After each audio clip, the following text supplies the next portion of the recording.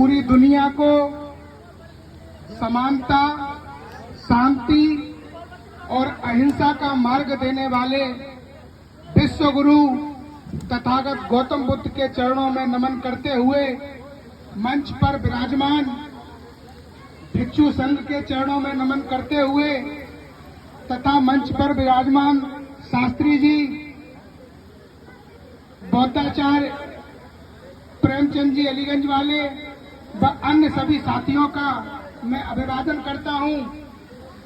और इस गांव में आप लोगों के बीच में बुलाकर मुझे बात करने का मौका देने के लिए मैं बुद्ध पूर्णिमा जयंती समारोह समिति को मैं बहुत बहुत बधाई देता हूं कि उन्होंने यहाँ मुझे आप लोगों के बीच में बुलाकर बात करने का मौका दिया। और यहाँ पर उपस्थित सभी लोगों को मैं बुद्ध पूर्णिमा की बहुत बहुत बधाई और बहुत बहुत मंगल कामनाएं प्रेषित करता हूँ। मेरे मसूलिया के साथियों, मैं आपसे तथागत गौतम बुद्ध के धम्म की बातें ज्यादा नहीं करना चाहूंगा, क्योंकि इसकी विस्तृत चर्चा हमारे आदरणीय शास्त्री जी कर चुके हैं और आगे भी करेंगे। कुछ ही समय में हम लोगों के बीच में मेरे सीनियर डॉक्टर नवल किशोर जी आ जाएंगे, तब तक मेरी आपसे बातचीत होती रहेगी। तथागत बुद्ध का कारवा आज विचारधारा की देश में लड़ाई है। हम लोगों को अपनी विचारधारा स्पष्ट करके अपनी विचारधारा के साथ रहना होगा।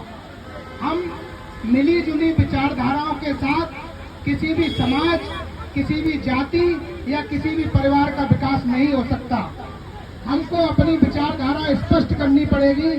हमको ये देखना पड़ेगा कि हम तथागत बुद्ध, महात्मा ज्योतिबा फुले, छत्रपति साहू जी महाराज, नारायण गुरु, संत गाडगे, डॉक्टर राम मनोहर लोहिया और डॉक्टर बी.आर. अम्बेडकर की विचारधारा के साथ हैं, या फिर हम गोडसे, गोलवलकर और संघ की विचारधारा के साथ हैं। हमें ये आज स्पष्ट करना पड़ेगा। इन प्रोग्रामों का आयोजन सिर्फ यहाँ आके मिष्ठान वितरण और खीर वितरण तक सीमित नहीं रहना चाहिए। यदि हम बुद्ध के वंशज हैं, बुद्ध का हमारे अंदर अंश है, तो हमें इन चीजों की प्रतिज्ञाएं लेनी पड़ेंगी कि तथागत बुद्ध ने हमारे लिए कौन सा मार्ग बताया था। हमें बुद्ध के रास्ते पर चलना है या देश में व्याप्त युद्ध के रास्ते पर चलना है, ये चीजें हमें स्पष्ट करनी पड़ेंगी। जब तथागत बुद्ध के कदम इस भारतवर्ष में विराजमान थे, तो देश हमारा दुनिया में सर्वश्रेष्ठ था। विश्व गुरु की उसके लिए उपाधि थी। वह कारवा उनके जाने के बाद मौर्य वंश के सम्राट अशोक ने आगे चलाया। उस समय उन्होंने पूरे देश में जो अखंड भारत था, अभी जितना भारत मौजूद है, इसमें पाकिस्तान, अफगानिस्तान, ये सारे हिस्से भी मौजूद थे। अखंड भारत में 84,000 बुद्ध स्तूपों के बनवाने का काम किया था। उसके बाद बुद्ध धम्म को कुछ सनातनी विचारधाराओं ने, बुद्ध विरोधी विचारधाराओं ने हमारे पुस्तकालय नष्ट कर दिए। जो देश दुनिया में विख्यात हमारे विश्वविद्यालय थे, नालंदा और तक्षशिला, उनको फूंक दिया गया। हमारे बुद्ध भिक्षुओं ने किसी तरह से अपनी जान की कुर्बानियां दे करके हमारे साहित्य को जिंदा रखा। नावों के सहारे वो साहित्य जिन जिन देशों में गया, आज तथागत बुद्ध का प्रकाश उन देशों में फैला हुआ है।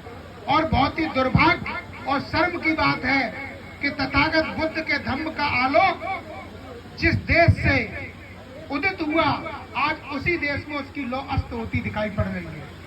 उसका कारण ये है कि यहाँ बुद्ध की विचारधारा की बात होती है, लेकिन बुद्ध की विचारधारा पे चलने की बात नहीं होती है। मैं हमारे बड़े आदरणीय प्रेमचंद जी अलीगंज वालों की भाषा में नहीं बोल सकता। मुझे बोलचाल की और सरल भाषा आती है, जो मुझे भी समझ में आए, जो आपको भी समझ में आए। तो मैं सीधी सीधी मोटी मोटी भाषा में ये कहना चाहूंगा कि मैं, जो हमारी बुजुर्ग पीढ़ी यहाँ पर बैठी हुई है, मैं उनसे जरा सी भी कोई भी उम्मीद नहीं करता हूँ, क्योंकि वो जिस रास्ते पर चलते आए हैं, वो रास्ता बदलना उनके लिए मुश्किल होगा। लेकिन जो मेरी बात हो रही है, मेरी वार्ता हो रही है, मेरी बात यहाँ बैठे हुए मेरे नौजवान साथियों से हो रही है। हमारे समाज के निर्माण की जिम्मेदारियां यहाँ पर बैठे हुए युवा समाज के बेटों से और युवा समाज की बेटियों से। यदि हम भी सनातनी परंपरा पर चलते रहेंगे तो इस देश में तथागत बुद्ध का नाम लेने वाला कोई नहीं होगा। सम्राट अशोक के बाद इस देश में तथागत बुद्ध के धर्म का पतन हो गया। उसी बुद्ध के धर्म को हमारे ही समाज के महात्मा ज्योतिबा फुले ने तमाम तरीके की सामाजिक विषमताओं, तमाम तरीके के सामाजिक विरोध, उनका विरोध उनके ही पिता ने किया था कि ये जो तुम सामाजिक सुधार के काम कर रहे हो, इनसे तुम्हारा पेट भरने वाला नहीं है। उन्होंने अपने पिता का विरोध सहा और पत्नी सहित वो घर से निकाल दिए गए। उसके बावजूद उन्होंने देश को शिक्षित करने का काम चालू रखा। उन्होंने देश के दलितों, देश के पिछड़ों, देश के आदिवासियों और मुस्लिम बेटे बेटियों को शिक्षित करने का काम किया। जब महात्मा ज्योतिबा फुले ने, इस महात्मा ज्योतिबा फुले की धर्मपत्नी माता सावित्रीबाई फुले ने जब इस देश में पहला बालिका विद्यालय खोला तो उसके लिए जगह किसी हिंदू ने नहीं, उस समय एक मुस्लिम ने जगह प्रदान की थी। क्योंकि हिंदू धर्म की परंपरा में जो स्थान शूद्रों का है, वही स्थान किसी भी वर्ग की महिला का भी है। ब्राह्मण से छोटा क्षत्रिय, क्षत्रिय से छोटा वैश्य, वैश्य से छोटा शूद्र, और इन सभी से गिरी हुई दशा थी उस समय महिलाओं की।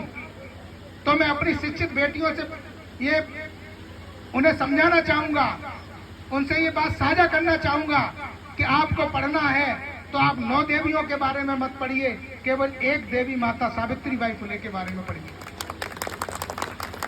आपको पता लगेगा कि उस महिला ने अपने ऊपर कचरा फेंका जाना मंजूर किया। जब वो अपने घर से और अपने बालिका विद्यालय तक जाती थी तो ये सनातनी लोग, ये महिला विकास के विरोधी लोग, ये दलित पिछड़ों की शिक्षा के विरोधी लोग उनके ऊपर कचरा फेंकते थे। जब गंदी साड़ी में वो शर्मसार होकर अपने विद्यालय की बच्चियों के पास पहुंचती थी तो उन्हें शर्मिंदगी महसूस होती थी। उन्होंने अपने पति महात्मा ज्योतिबा फुले से कहा कि मैं कार इतने अपमान सहकर ये आगे और नहीं चला पाऊंगी। तो विपन्नता की स्थिति में, गरीबी की स्थिति में भी महात्मा ज्योतिबा फुले ने 2 साड़ियों की व्यवस्था की। ये कहा कि एक साड़ी तुम अपने विद्यालय, घर से विद्यालय तक पहन के आओगी, उस गंदी साड़ी को विद्यालय में बदलोगी और साफ साड़ी में बच्चियों को पढ़ाओगी, और घर जाते समय वो पुनः गंदी साड़ी पहनोगी। लेकिन ये बच्चियों की शिक्षा का काम नहीं रुकना चाहिए।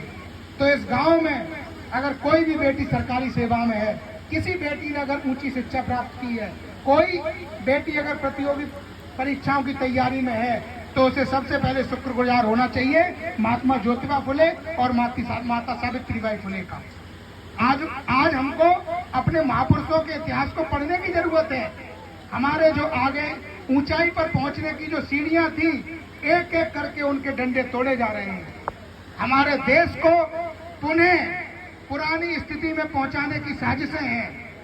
आज भी भारत का जो संविधान बना हुआ है, उस संविधान को रोज बदलने की कोशिशें की जा रही हैं। इस देश का जो संविधान है, दुनिया भर के तमाम देश हमारे देश के संविधान को आदर्श मानते हैं, और तमाम महापुरुषों ने कहा है कि जो भारत का संविधान है वो पूरी दुनिया में श्रेष्ठ संविधान है। और आज इसी देश में, इसी देश के लोग दिल्ली में बैठ के संविधान को जला रहे हैं। तब मैं आपसे कहना चाहूंगा कि वो सरेआम जलाने को कानूनी किताब मांगते हैं। वो सरेआम जलाने को कानूनी किताब मांगते हैं। गद्दार अब वतन परस्ती का खिताब बांटते हैं।